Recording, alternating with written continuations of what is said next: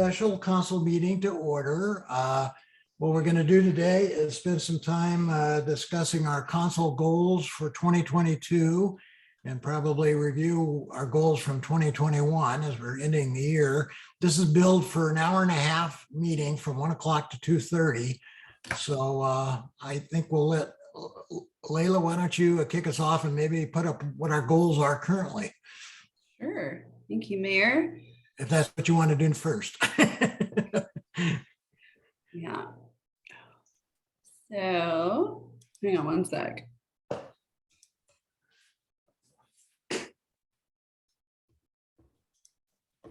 There it is.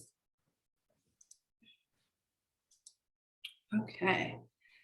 Have to ask, can everyone see my screen? Yes.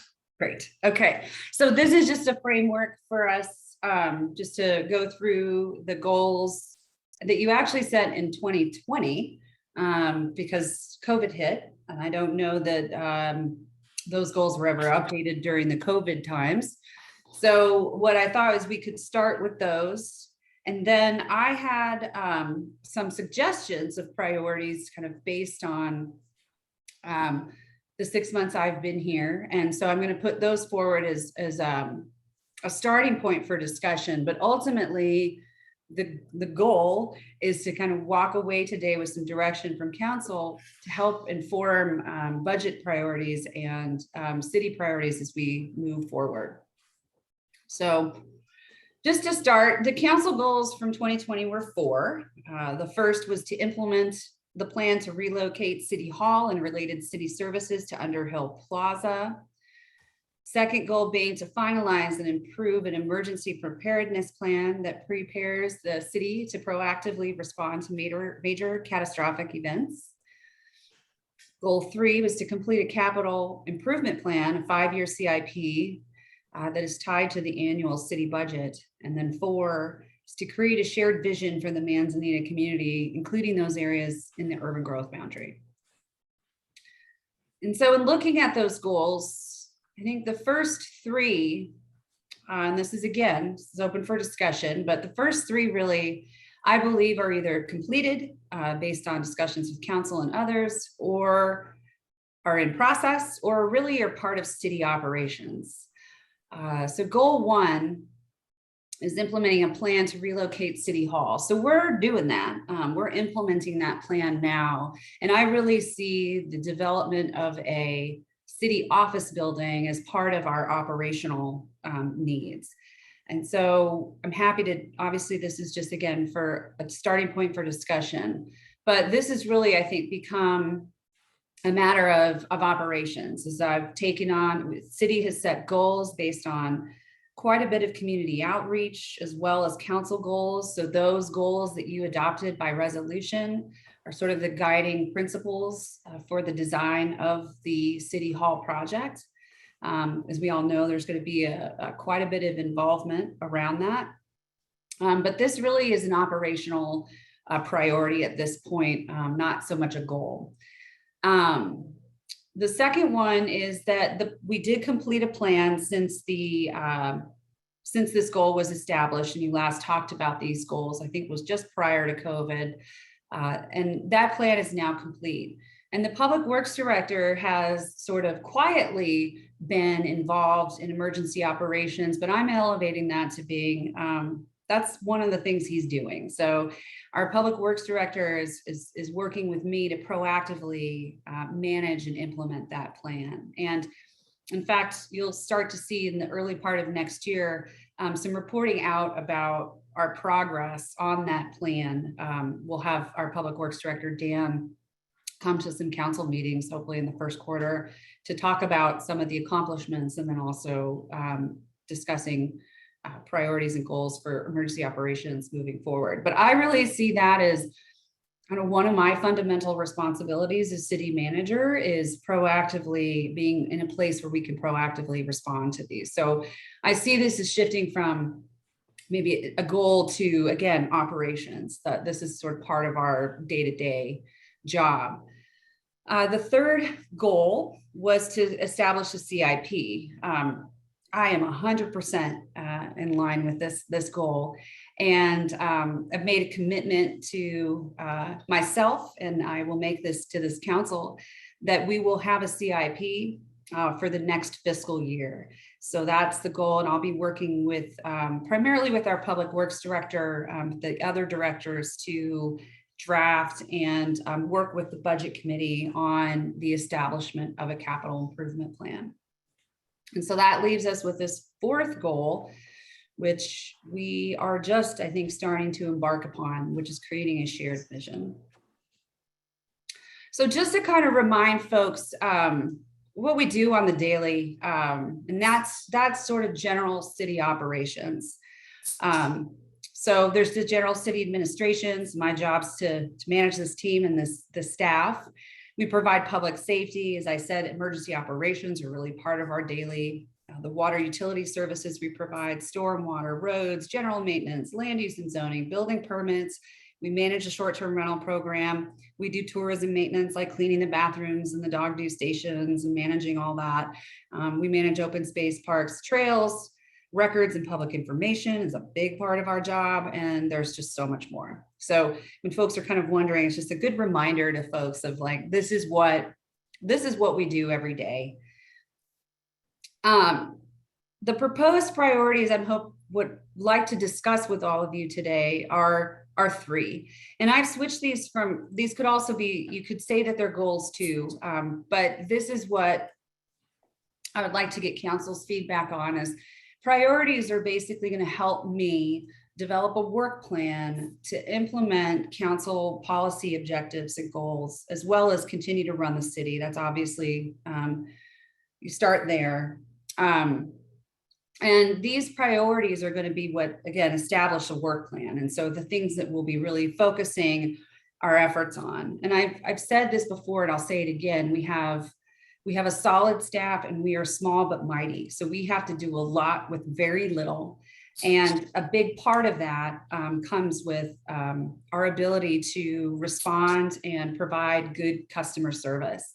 And so the first goal, the first priority that I would like to talk about is sort of leveling up Manzanita. And I'll talk a little bit more about what I mean in a moment. But these are operational priorities. So these things are going to actually help the city run better. It's going to make us more efficient and will allow us to do our jobs better. And the second priority I wanted to talk with you about is what I'm calling now budget forward Manzanita. So this ties into it, the desire for a capital improvement plan, but I think many of us know there's more to it than that. So just briefly, what I mean by kind of leveling up Manzanita is a reorganization and investment that's focused on retention of staff, of existing talent, and recruiting new talent. So we want to be a place that people want to be and want to stay and do really good work. And I have super high expectations of myself and of my team. And it's really important that I'm able to provide them the resources to do their jobs well. So that's extremely important to me.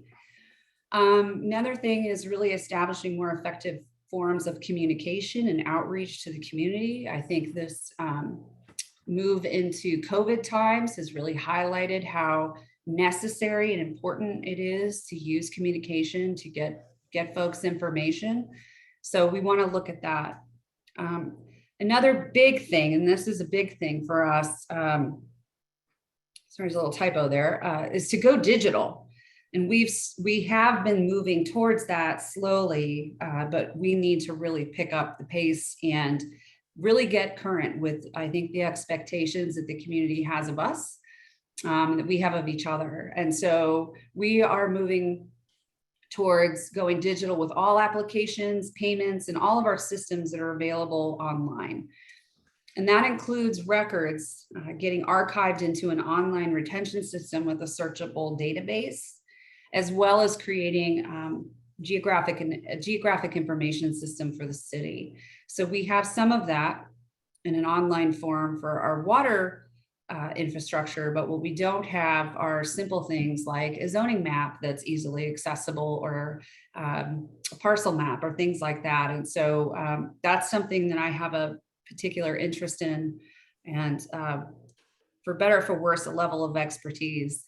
And then finally, this idea of creating a municipal code. And for those who aren't familiar with what that means, is we're currently a city that's run by ordinances. So we have a book of ordinances, and those ordinances are what govern the laws of our city. Most cities have a municipal code that take those ordinances and put them into an organized format that is easily searchable, that the ordinances get organized basically into chapters and categories. So for example, right now, if one were to ask me, what are all of the rules around, the city's finance? What are all the ordinances around that? I would have to go through and individually select out all of the ordinances that reference that. Whereas the municipal code would take that language, put it into a chapter called finance, and then it would have subchapters within that.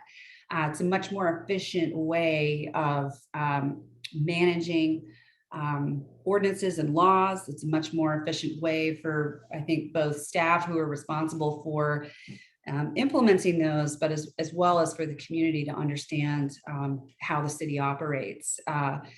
So it's something that I'm pretty passionate about. It will take quite a bit of effort to get there, but it is something I think is really important to really getting Manzanita to the level I think that it needs to be. Just to give you an example, Nehalem has a muni code. So I think we can get ourselves there. The other goal that I think is more of an operational, but again, it's a priority for all of us, is this budget forward Manzanita. And I would like to put forward the idea of developing a budget subcommittee that develops a revenue strategy for the city. I think we all know that we have some long-term revenue questions that we would all feel a lot more comfortable with if there was more diversification. So we rely a lot on our short-term rentals. They're an essential and critical part of our budget.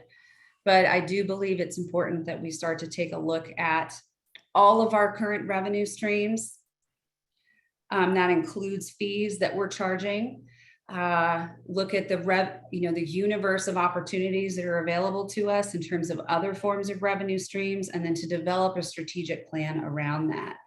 And I would like for that to happen in a proactive way, engaged with the budget committee, as I said, establishing a subcommittee of the budget to do that, but then hiring a professional who is an economist who deals with this stuff all over the place to help work with the city to devise a sustainable plan for us. And we know that that's going to take some time and effort. So it's not something that happens overnight, but it is something that I would like to see us start this year. And ideally that conservatively within a few years, we are on the path to diversification, and cost recovery of new fees is in place sooner. And that's something I'm currently working on with my staff on a number of different angles, is really trying to get us up to speed on cost recovery. And we've done, I think, a tremendous job in that.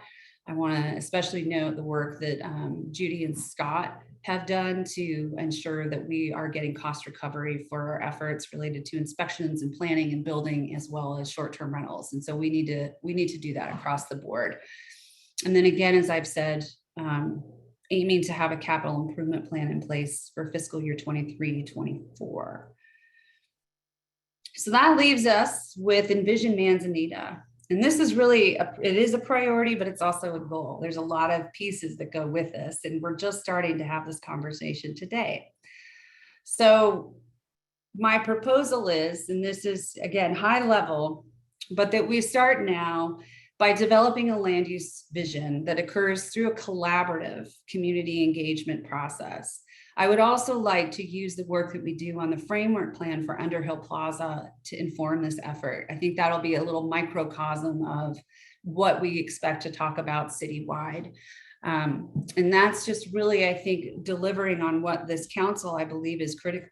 What I believe this council has communicated to me is very important, which is engaging the community in these types of decisions. And so we start by creating a vision, which is sort of this big picture view of what do we want to be. And then once we have that in place and we start to develop some tools where we're communicating with folks, we can start to move forward with updating the comprehensive plan. And I think that that's going to be really essential for us to set a long-term strategy for the city so that we can start to prioritize and implement aspects of that comprehensive plan through meaningful discussions around the policy. So that plan touches everything. I know folks kind of consider it as just sort of a planning document that leads to zoning, and that's true, but it really oversees many of the issues that in my 6 months here have come up. I mean, everything from trees to how we get places, to how the beaches function. Those are all elements that come up in a comprehensive plan. And I think, as folks know, our comprehensive plan expired in 2010. And a comp plan's timeline is usually 20 years. So we're now almost 12 years past the sort of sunset of that plan. And I think there's a lot of things that will be really beneficial to engage in this discussion now to help us start to chart a path forward for the future. And then once that's finished, we really start to update our implementing ordinances to make ultimately what we want to have happen the easiest thing to do. And that's really the goal. So, Envision Manzanita isn't just simply about, let's just update the comp plan. It's really, I think, an effort to engage the community as a whole, to talk about what are the key things that matter to us as a community, and how can we affect that change as we start to move forward. So it's a big lift. It's an enormous lift, but it's one that's really, really critically important that we do. But we start by talking. And so that's kind of my high level proposal in terms of what the priorities are that I see for the city moving forward, based on, this is just not me personally, but it's based on, the last 6 months of being here, my interactions with all of you, both in these meetings and individually. And so my hope today is to have a conversation with all of you about these priorities. I think I said, do you have any guidance on these priorities or any others you would like to discuss? These are just starting points for discussion. And, does council support staff moving forward with developing a work plan for Envision Manzanita? It's a big lift. It's going to take some effort. And we need to start planning now. If we actually do want to do a comprehensive plan update, we need to really be ready to apply to DLCD for their grants, a technical grant cycle that will be October of 2023. Because a comp plan update, if you do it right, is going to take some cash, and that grant program is really geared towards communities like ours who want to do some pretty big work like this. So that's my goal, is to try to get us to where we're super competitive for that. But it does take effort, and it does take time. And as I started with, we have an awesome staff and have high expectations, and we have to do a lot with the little. So having, clear guidance from this council in terms of what is most important to you will help me position my team and myself for success. So I think with that, if the council's comfortable, I'll stop sharing so you can see each other better, and then I'm happy to flip back to the PowerPoint as you need.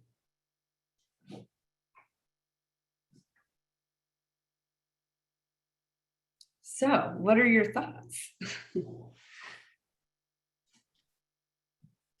Looks like I'm the only one who's not on mute, so I better take advantage of it. Well, first of all, I in my brain, I'm sort of drawing an analogy, Layla, to when you discussed how we need a municipal code to bring all of the assorted ordinances that we have on the books and organize them more thematically and make them easier to understand and to follow. That feels like what you're proposing with the 15 different issues that have been discussed and talked about around town since you came on board. And I like the fact that you've underscored the distinction between operations and policy setting. Obviously, there's some overlap here and there, but for me at least, it works very well to have those first two goal areas that are operational standing apart from the Envision Manzanita goal, which is much more aspirational and long-term and strategic in many ways. The one thing that I would want folks to hear in the community is that the comp plan is certainly the organizing document, so to speak, of that third bucket. But as you expressed, it really is an area with a broad umbrella, and a lot of different things are going to come under that umbrella. From how the community has developed over the years, full-time residents, short-term rentals, second homes, whether that mix is sustainable, whether it makes sense, how can we influence a different direction if we decide that that's in order, affordable housing issues, environmental issues, all of those issues are under that bucket. So it is an enormous, complex and heavy lift. But for me, even if folks were to come away and say, well, you only have one true policy-oriented goal, I would say good, because it's a really, really big goal, a really, really complex goal. It's going to take a lot of effort, a lot of time, a lot of resources. But I think it's ambitious, and I think it's well within the ability of this community to do a good job on it over time. But yeah, for me, I just like the organization. I like the two sort of operational buckets, the one more policy-oriented bucket, and I'm anxious to hear more from other counselors and yourself about how we move forward. It sounds good to me. And I also think one side benefit, and a very helpful benefit, is that it gives the community a framework within which to have the sometimes challenging discussions that we have with each other. There's what you've laid out is certainly not a bluept app that's going to be absent disagreement or discussion. There's a lot of stuff to be settled on within that framework, but it does give us that framework so that we can organize and focus our public discussions, and I think that's going to be very healthy over time. I'll go next. No. Oh, go ahead, Hans. Well, as you know, I'll be brief. What's that? Go ahead, Hans. I'm on board for all of this work, and there is some genuine work there. I think that the municipal code will be very welcome, as I work with the city often as a consumer needing services and looking for ordinance and looking to document what I'm supposed to do, what I can do, what I can't do. And having done that at various depths of city over the last 25 years, it would be great to have one organizing document, one vehicle that would direct anybody needing to know what the city expects and what the rules are. I think it's going to cost some money, maybe take some time, but it'll be a very valuable resource that will be used for decades to come. I had a couple of comments and maybe then a question. First of all, I like it. I like it very much. I think about, in the old days, we kind of called this a master planning process in a sense. It's using the comprehensive plan to create more of a master plan for the community when you include the CIP and some of the other processes.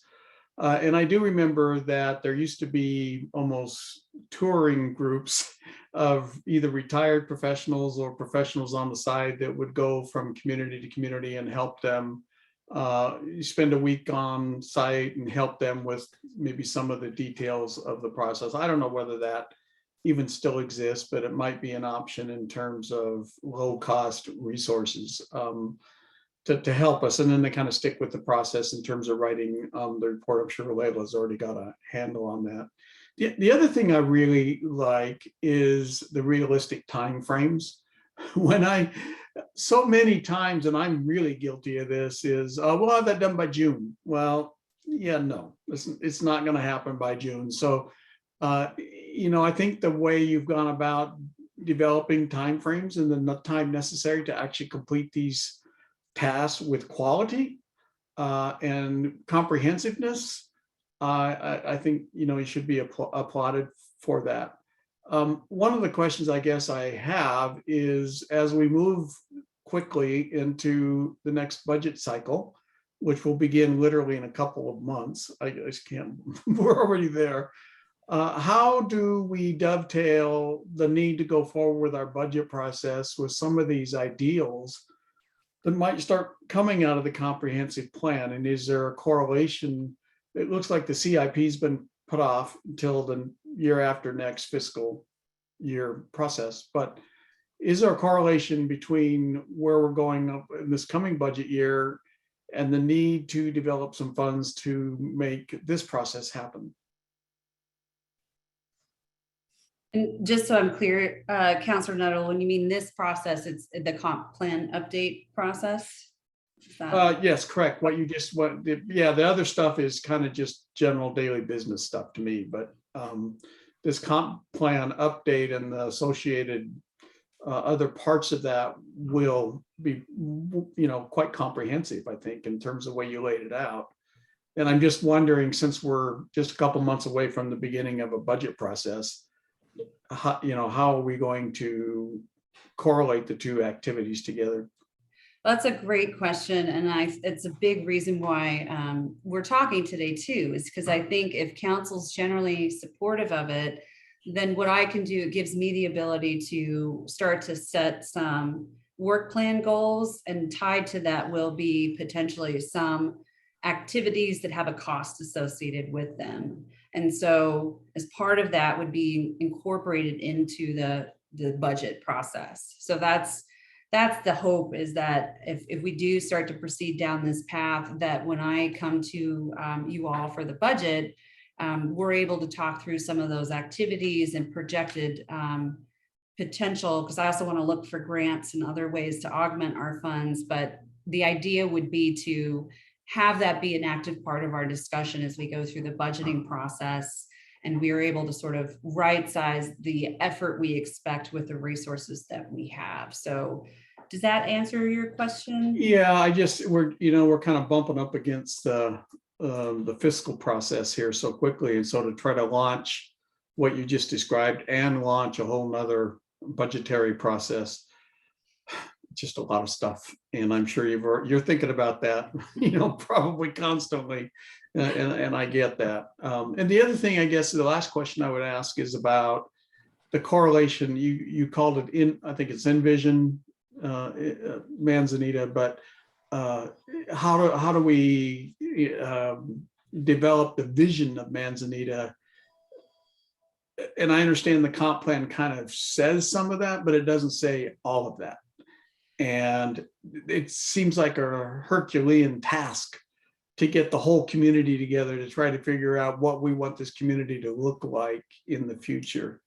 And I guess I say, wow, more than anything, in terms of what I envision. My envision is the scope of the work that's going to be necessary to make this happen. So. Yeah, I would just nod and say, yep. Yes to everything you just said. I think the nice thing about starting with the vision, and I'll talk a little bit more about this when we are past this discussion, but a vision really starts to set sort of the high level goal of what do we want to be. And you're right, it's a hard and challenging and lengthy process if you do it right. And that's why I really appreciate your acknowledgement of the timeline, because I really incorporated that thinking into it, is that it's going to take time. And so a lot of it is just organized around having well-organized and thoughtful conversations with the community about things that city government affects, and trying to keep folks really focused on those things, because those are the things that ultimately lead to the implementation measures that we have. So it is a Herculean task. It's going to take a lot of effort. And once I get further down the track, I'll be working with all of you and hopefully members of our community to help guide that process.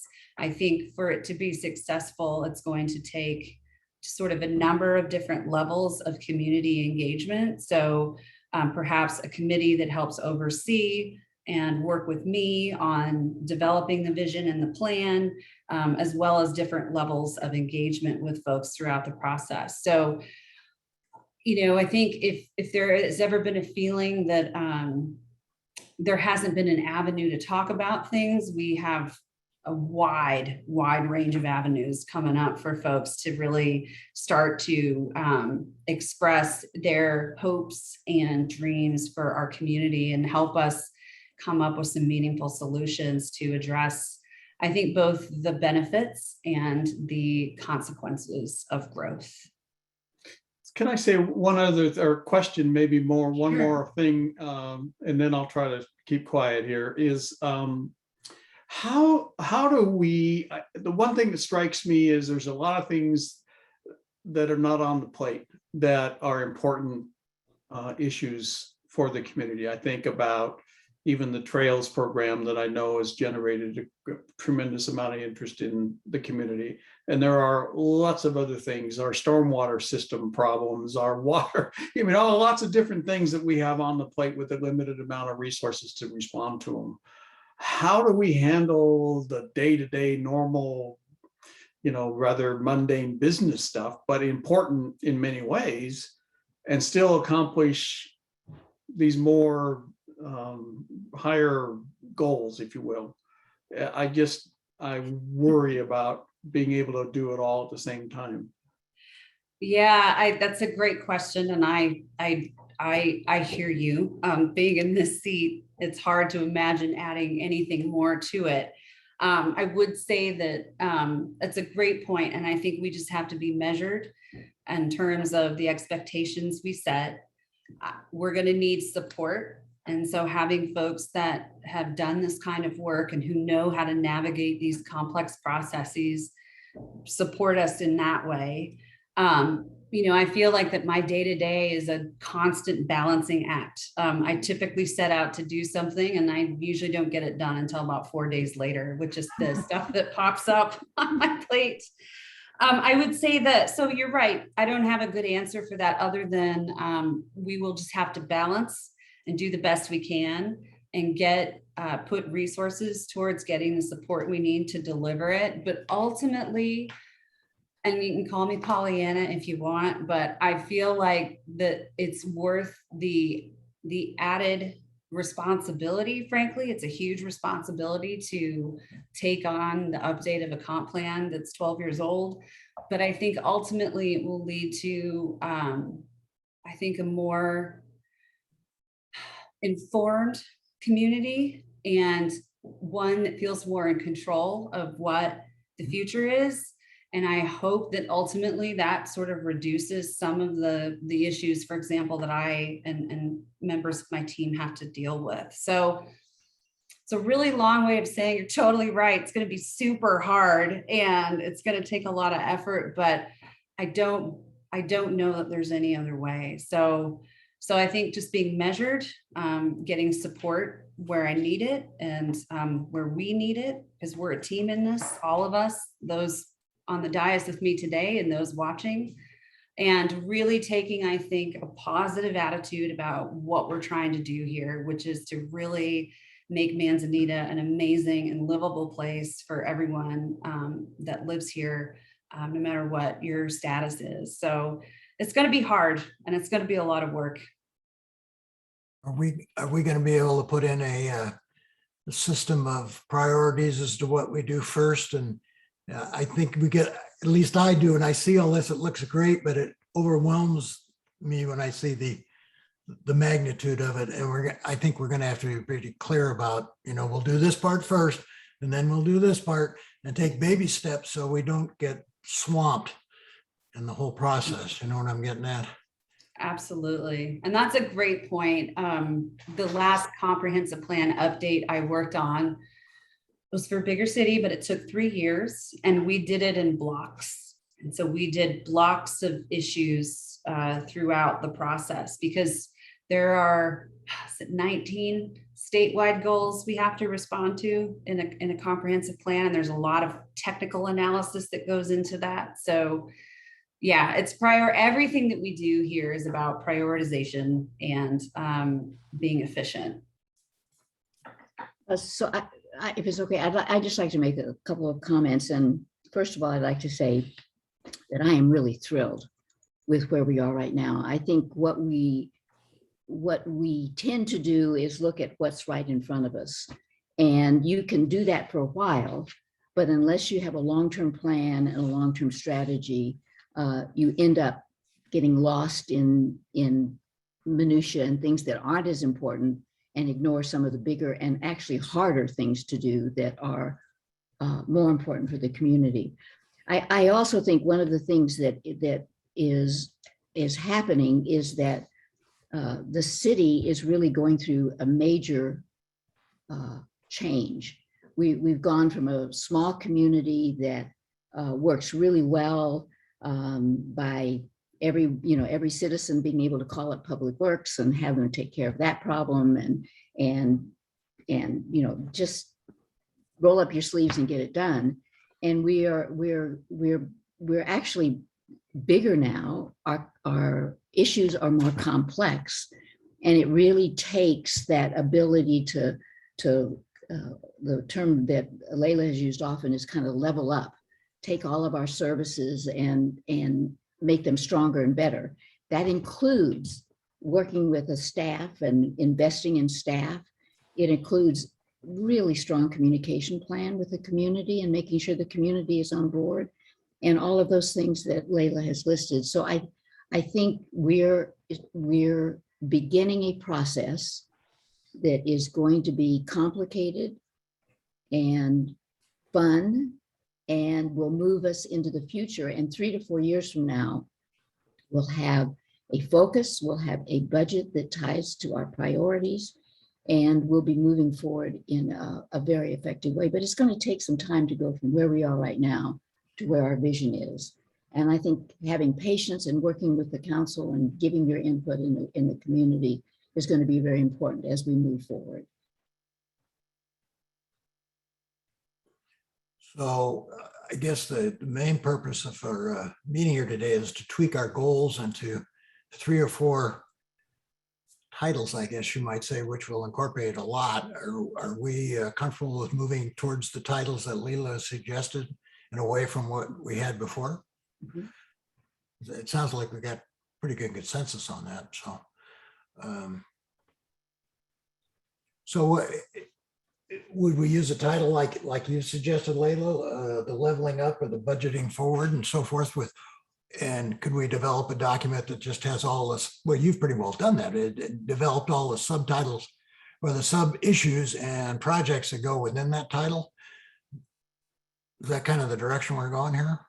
Yeah, I think generally getting feedback from you all that yes, these seem like the priorities that we should be focusing on. And then one of the things I'd like to do too is, and this has been some feedback I've gotten from folks on the council as well, is reporting back on these at least twice a year, perhaps quarterly, and just to kind of let you and then folks in the community kind of know where we are with respect to some of the goals. I think that that's important as we start to trek forward, that we're at least able to see where we start and look back occasionally and see how far we've come. And I think those kinds of measurements or metrics are helpful also to demonstrate to the folks in the community the steps that we're taking, because sometimes they're teeny steps, but a lot of teeny steps you can make great strides over time. And so I think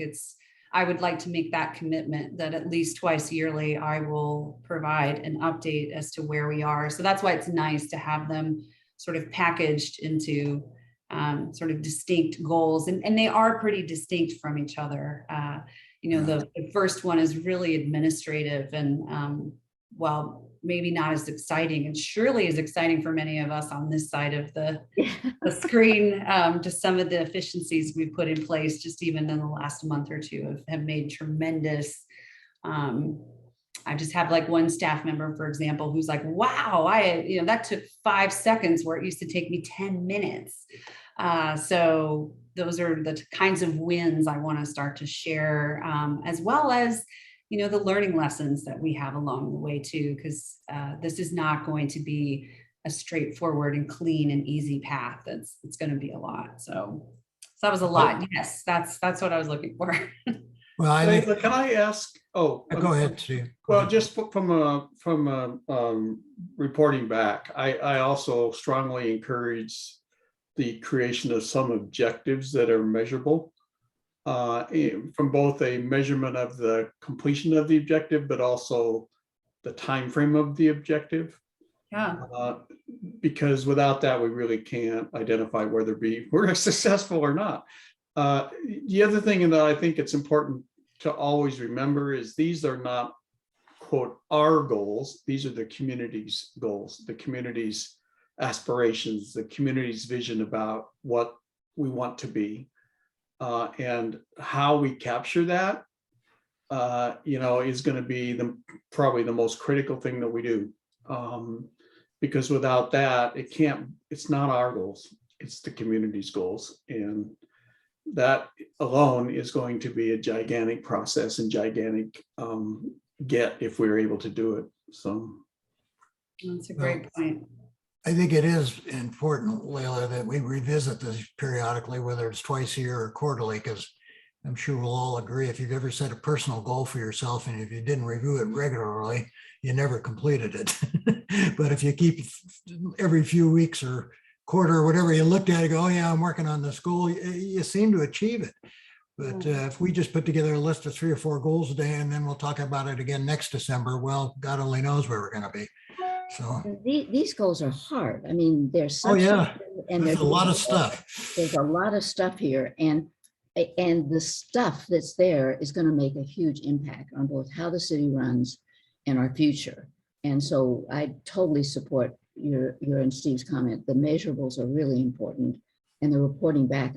Thank you, Leila. That's not something we typically done in the past.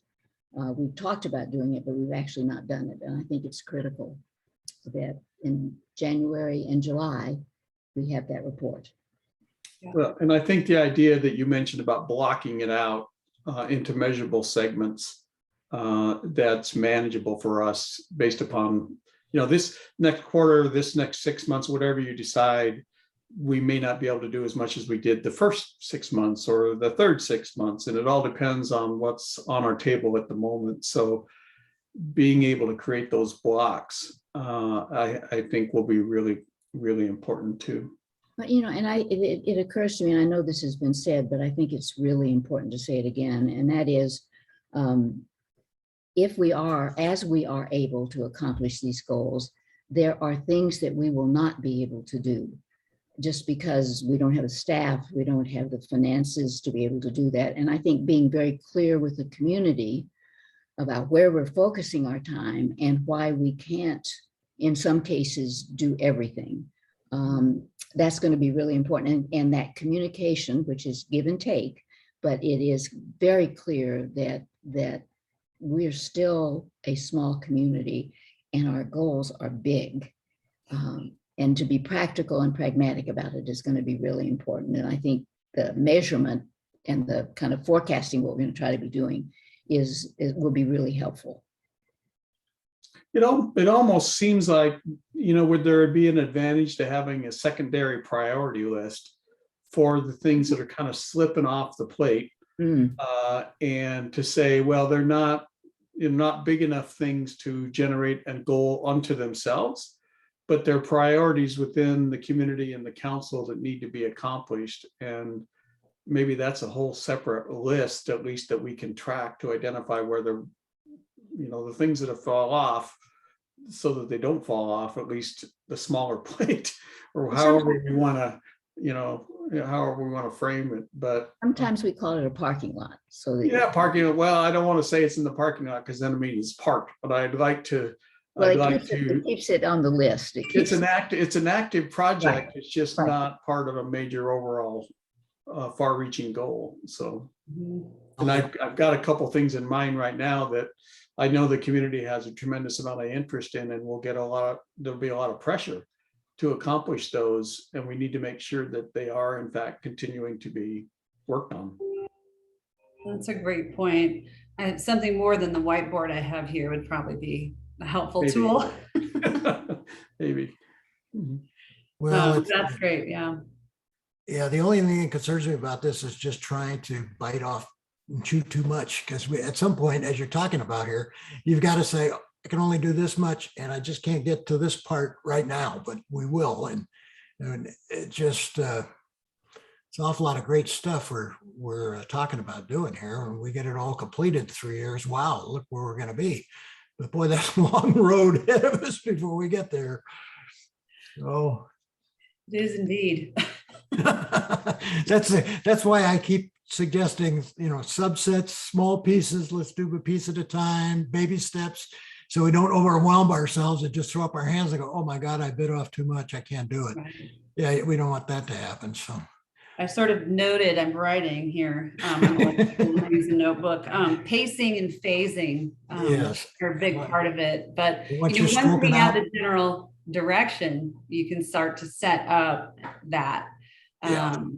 that work plan. Because right now it feels very just reacting to kind of day to day, which is great. I mean, that's what you do when you come into a new position, and you pay attention always, but having some strategy allows us to at least, I think it's beneficial both to the folks who are implementing it, but also for the folks that are involved and are going to be engaged in it, so they can anticipate and know what to expect. And so that will be an ongoing effort. And I really appreciate the reference to defining objectives that are measurable. That speaks closely to my heart. Being a former data nerd, a recovering data nerd, those kinds of things are really essential. And then how we can, communicate those out. So this is great feedback. Yeah, I'm hearing a conversation about the ambitiousness of what you're proposing, and I certainly agree, and I use those words myself. But I want to go back to that. You had a graphic, I think, on your sort of your cover sheet for the presentation you just showed us. I don't know if you could pull it up, but I guess what I recall from having you talk about it in the past is that in the time you've been on board, you've noticed a gap in our capacity that has continued to grow since a period of time back about 10 or 12 years, I think.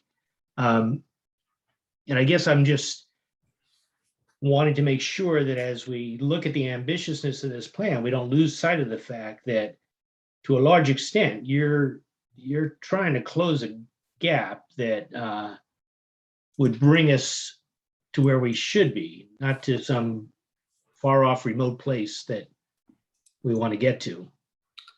But Yeah. so in a sense, it's ambitious because it has to be ambitious. You're trying to close a capacity gap, and I think that we need to sort of take that responsibility now and redouble our efforts to close the gap, even if it sounds like a big reach. It is a big reach, but it's not a luxury item. It's a must-have from what I'm hearing from you. That's Yeah. well said, Barry. Yeah, I think that's really well said. I didn't include that graphic, but I could show it now if you think it would be helpful. I thought I actually saw it, man. I envisioned Okay, it. I'll show it. Let me see. Pull it up here. There's Yeah, this here. Oh, hold on a second. I can't figure out how to run the get the power. rocket ship one. The rocket ship. So when I talked about this, I was just talking about, if you consider sort of this line, this blue line with the rocket ship, this is Manzanita. Well, this is the issues. This is kind of all the things that's happening in the world on this axis. You're dealing with a rebound economy, increasing in visitors, massive livability issues, housing costs, community interest, for example, the workforce of a tourist economy, the complexity of what we're dealing with, technology, all of these things have just really escalated and changed really dramatically. And I think that Manzanita has done a good job holding steady over time. So if time is that lower axis, we've done a pretty good job with that. In 2010, I think things really, really took off. And this is everywhere. The comp plan expired. Our last major update until just recently, that to short-term rental fees and our policies. And it was the last major update to our fee structure happened back in 2010. So we have, what I was saying is like, we're here. And I think the feeling I've had since I've been here is that the public and everyone else expect us to be here. And that's where we need to go. And I think we do that. We go to the moon. That's what I said. And why is because we need to increase our efficiency, which will increase our capacity. And we do that in many ways through technology. And by doing so, by increasing efficiency and increasing staff capacity, and I'm not just talking about the ability for staff to make more widgets necessarily, it's the ability for staff to have space to be innovative. It will allow us to embrace technology that will allow us to be more innovative and more creative, which ultimately will lead us to better customer service, a better ability to deliver on the council and the city's goals and the community's goals. But right now we're in a space where we really are here and we need to be, here. And so that's where, when I keep referring to leveling up, that's what I'm talking about. It's getting our systems in place so that we can operate here. It's getting us to a place where policy-wise, we're able to advance in a way that catches us up with where we need to be. So that's kind of the background on that, is like, that's where we're at, is we're here and people expect us to be here. So we have some work to do to get here. And that's where, once we set that in place, that, and someone put in the comments, I thought it was a good comment, make ready needs and workable backlog. I liked that, Scott Galvin. That backlog becomes a lot easier to address when we have those resources and tools in place, and we have a staff that can really work towards that. So, that's a big lift, but it's essential. And I'm so grateful that the council understands that. And I hope the community does too, that we got to get our administrative house in order, and we're doing that, and we're making great strides. In 6 months I've been here, there's been quite a bit of transition, and you've got the staff that are here now are coming up with innovative and cool ideas. And so that's really exciting to me, and it gives me a whole lot of hope that we can do a lot with a little, and I firmly believe that. I think the exciting thing is that we've been struggling for a while, and this helps us recognize and define what the issues are.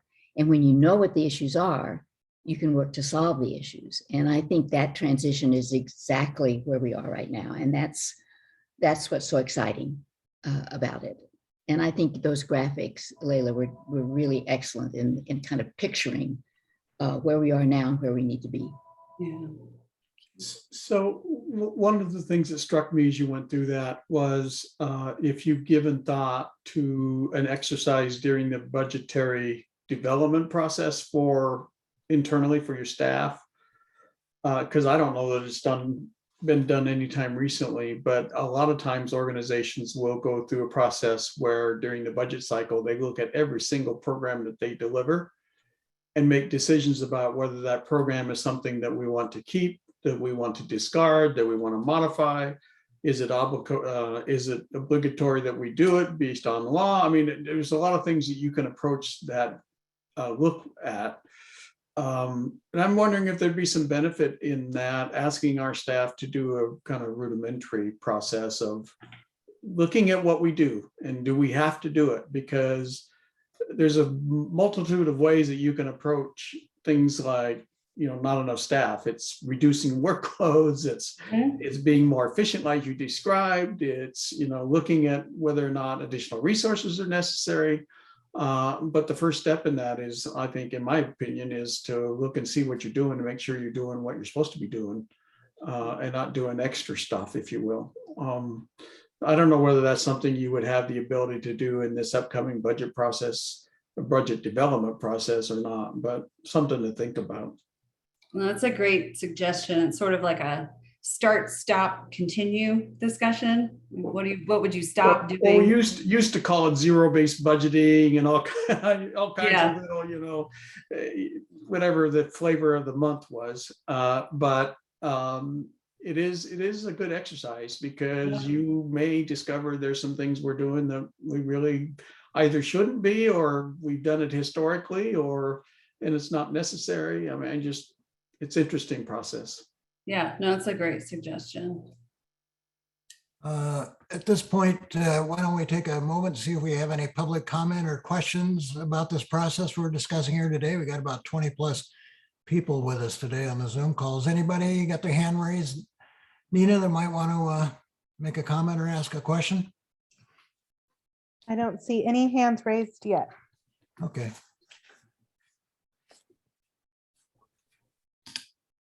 Well, it sounds like we came to pretty quick consensus on what Leila showed us here today. It looks pretty good.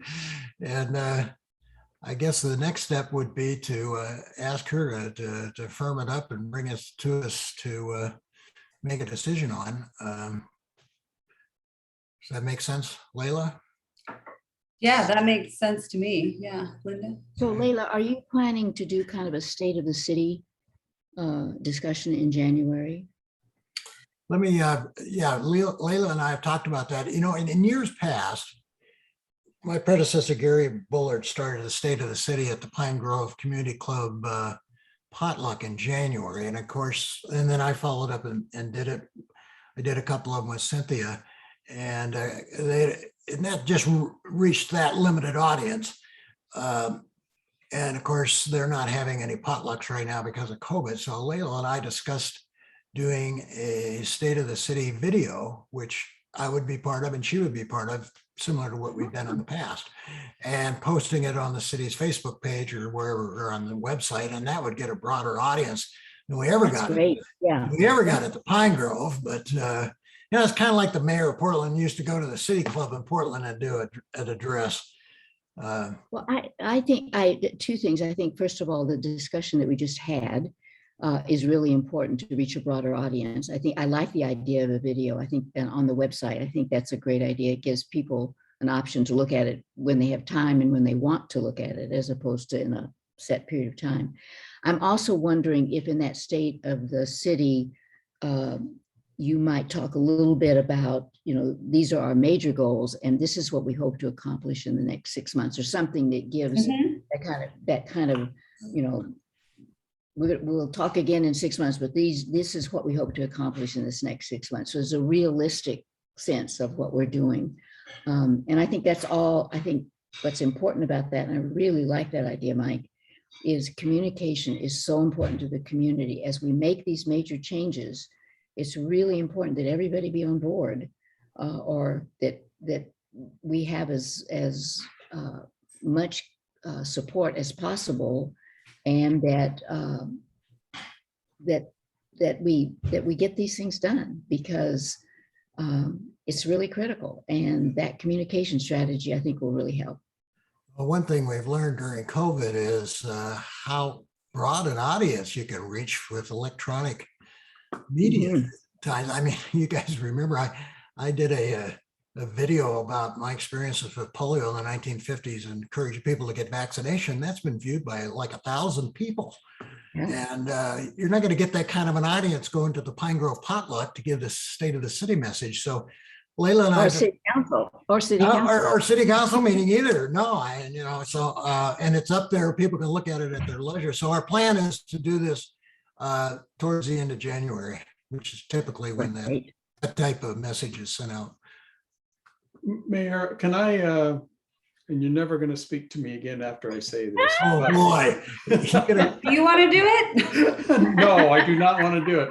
But I would encourage you and the city manager and Leila to consider doing a live presentation where we just have a date where an evening where the mayor and the city manager do a State of the City, where you do a presentation to the community, and that questions are can be asked by the community at the conclusion, like we did at the Pine Grove, but Yeah, that's the way we used to do it.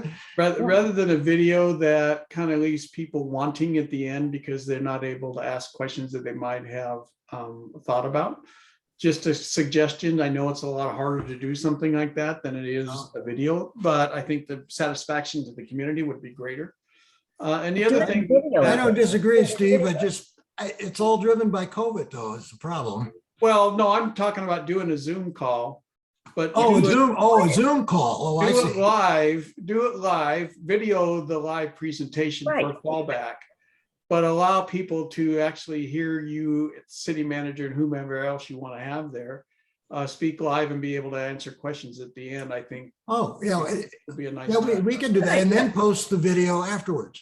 Yeah, Exactly. I think that it was, I guess I misspoke. I think that's what we were talking about doing in the first place. Oh, okay. I think, but that makes sense. We do it like we're doing this Yeah, and take questions and so forth, and it's not in person per se, no, but then we could post the result.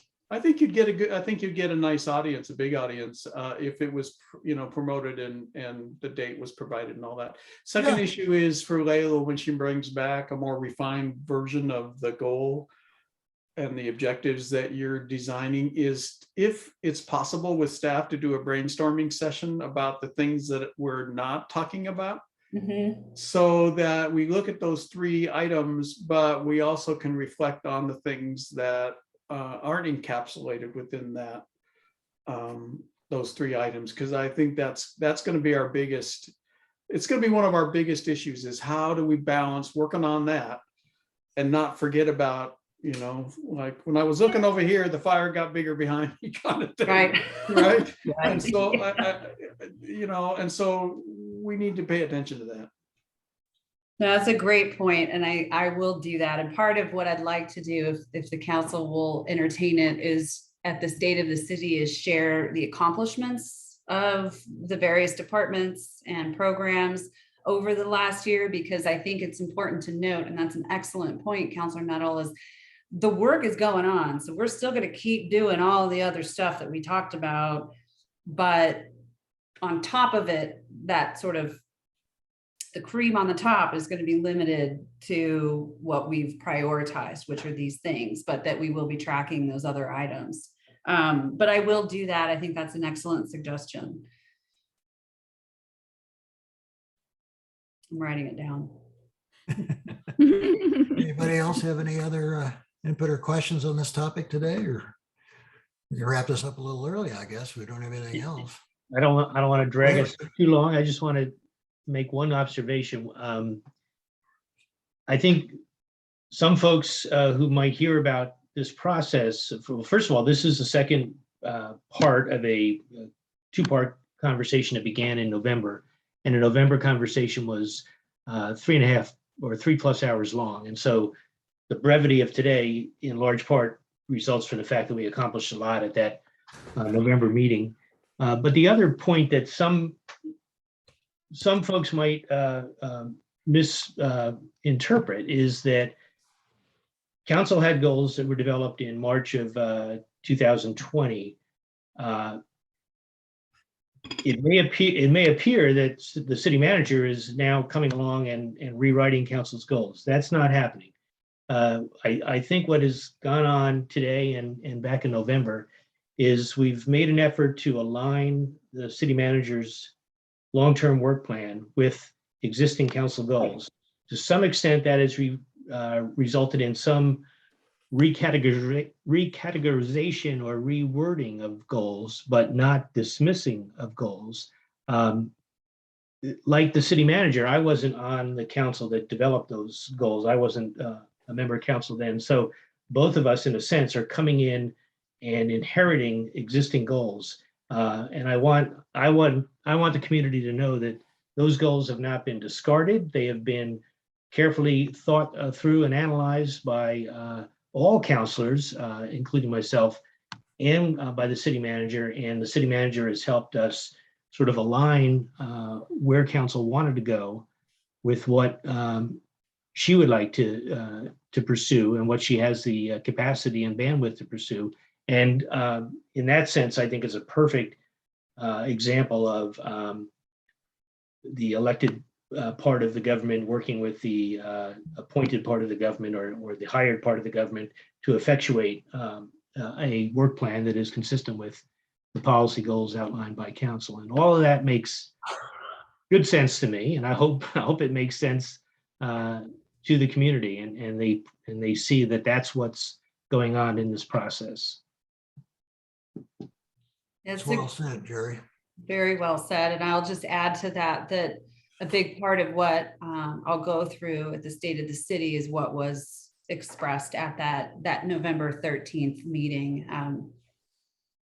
So all that information will be out there. And generally, it's just been condensed into what we've just talked about today.